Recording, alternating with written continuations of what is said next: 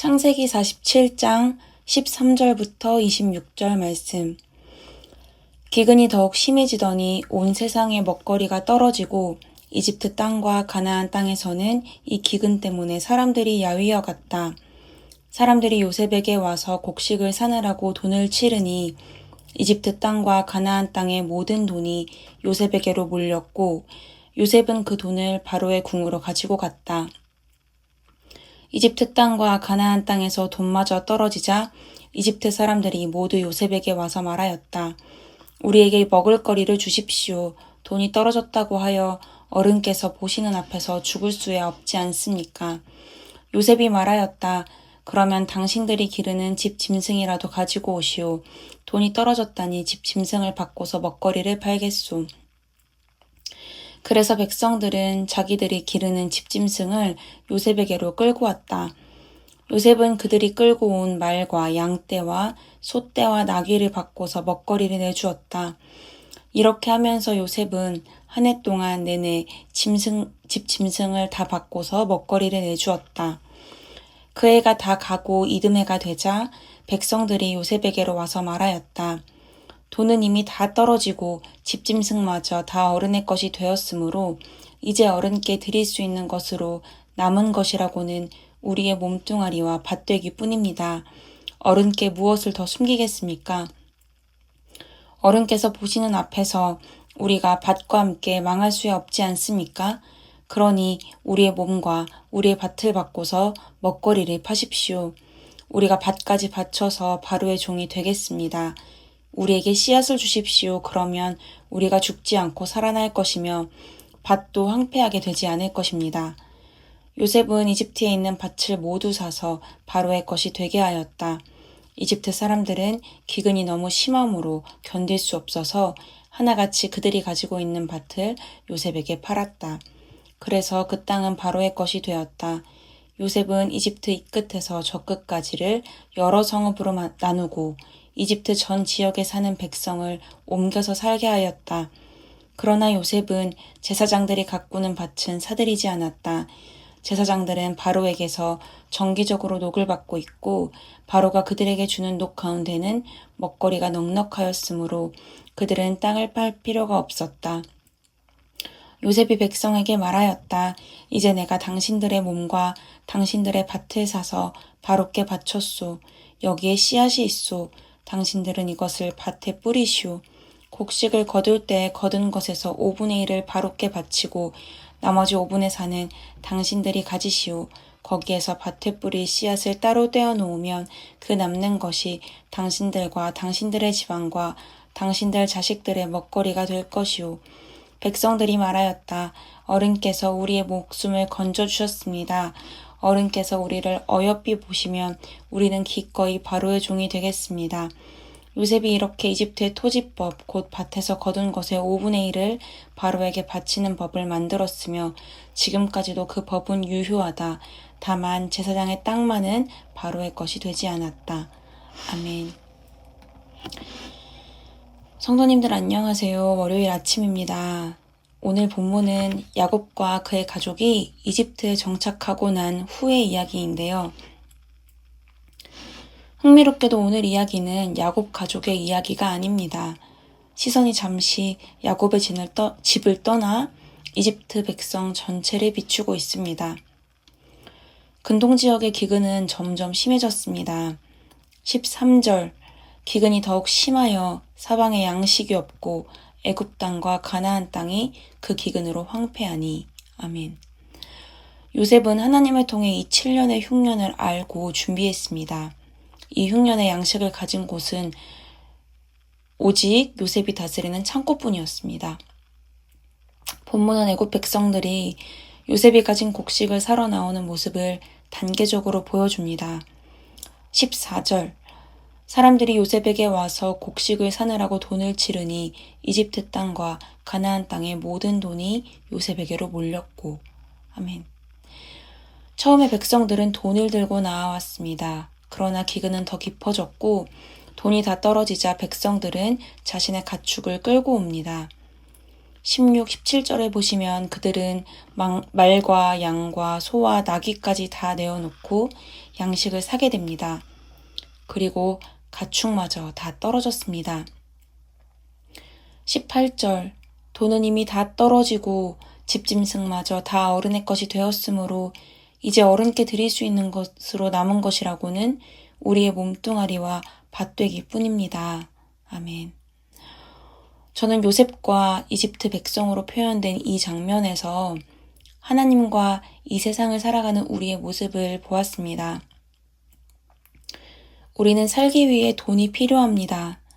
또 돈을 안정적으로 벌기 위해서는 오늘 본문에서 가축으로 표현되는 직업과 잘 쌓아 올린 경력도 필요합니다. 이 모든 것은 실제로 중요하기도 하고 사람마다 그 정도는 다르지만 내가 정해놓은 기준 이하로 떨어지면 마치 나의 모든 것이 무너질 것만 같은 내 삶에 두려움을 주는 것들입니다. 이것들을 위하여 우리는 새벽부터 일어나고 밤늦게까지 일하고 깨어있는 내내 혹은 꿈에서조차 마음을 졸이며 사는지 모르겠습니다. 그런데 제 마음을 사로잡은 건 19절이었습니다. 19절 우리의 몸과 우리의 밭을 바꿔서 먹거리를 파십시오. 우리가 밭까지 바쳐서 바로의 종이 되겠습니다. 내 의지로 어쩔 수 없는 기근을 마주하자 돈, 가축이 다 소용없어집니다. 그리고 자기 자신까지 내어놓습니다. 죽고 사는 문제 앞에서는 종이 되는 것도 마다하지 않습니다. 인간의 가장 깊은 마음에는 살고자 하는 마음이 있습니다.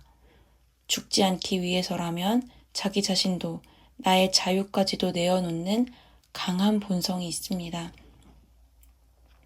이 본문을 읽어내려가면서 저는 이집트 백성의 처지가 꼭 종말을 앞에 둔 사람들의 모습 같다는 생각이 들었습니다.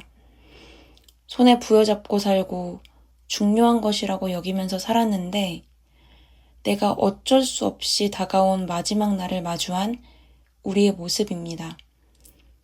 말씀이 저에게 이렇게 묻는 것 같았습니다. 모든 것이 끝나는 날, 넌 어떻게 할 거야? 돈이 더 이상 너에게 양식을 사줄 수 없는 날, 가축, 너의 일과 너의 능력이 더 이상 너를 지탱해 주지 못하는 날, 그날 너는 무엇을 들고 누구 앞에 서게 될 것 같아? 마지막까지 내몰린 백성들이 찾아간 곳은 하나님의 사람 요셉 앞이었습니다. 이 구절은 개역개정이 의미를 조금 더 잘 담아내고 있는 것 같아 개역개정으로 읽어드리도록 하겠습니다. 25절 주께서 우리를 살리셨사오니 우리가 내 주께 은혜를 입고 바로의 종이 되겠나이다. 아멘. 오늘 본문은 기근 앞에서 착취당하는 사람들의 이야기가 아닙니다.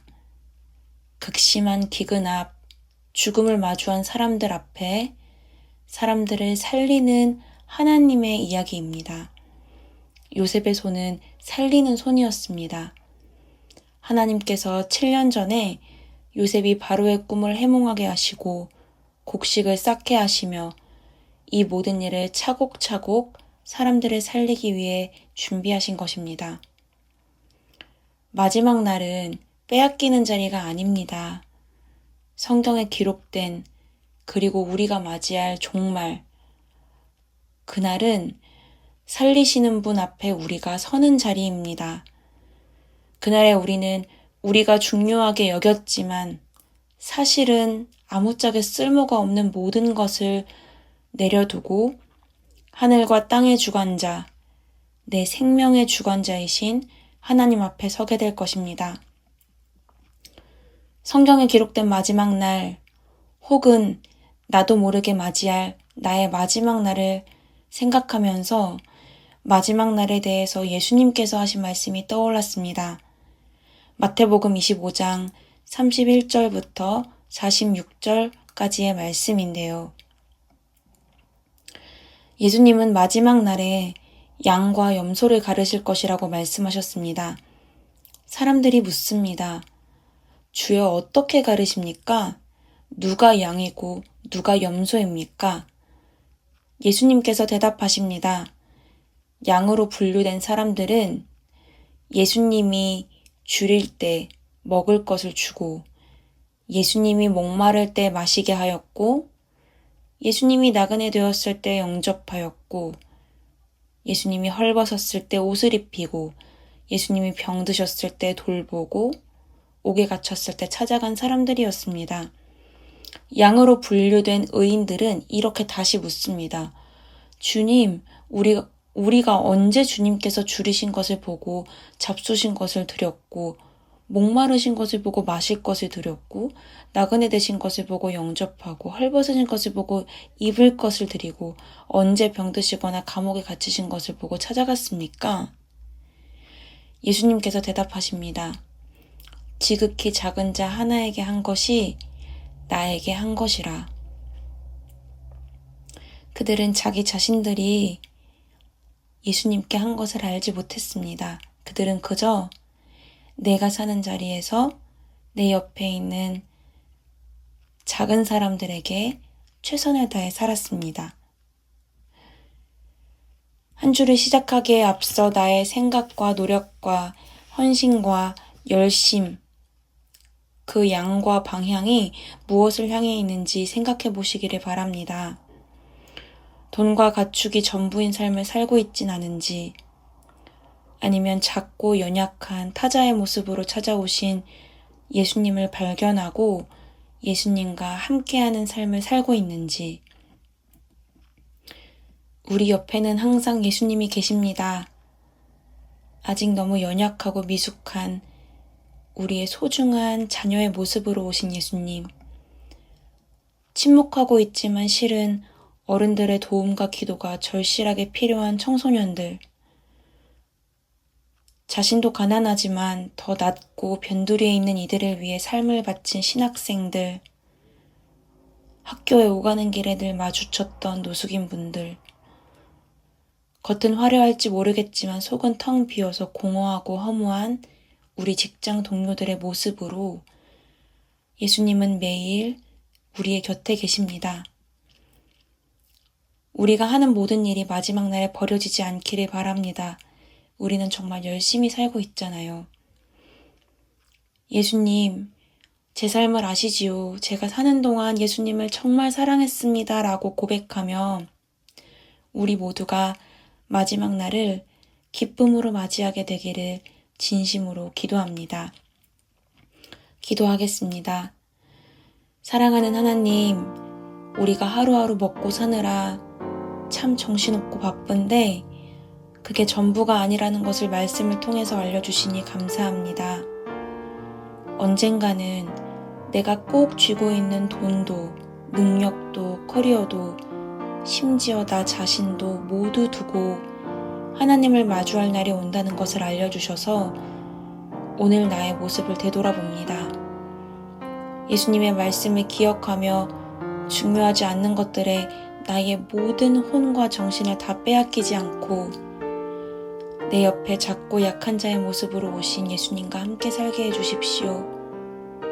살기 위해 쏟아야 하는 노력과 그럼에도 포기할 수 없는 신앙의 균형을 성령님 우리에게 허락해 주옵소서. 하나님의 함께하심과 도우심을 간절히 바랍니다. 예수님의 이름으로 기도했습니다.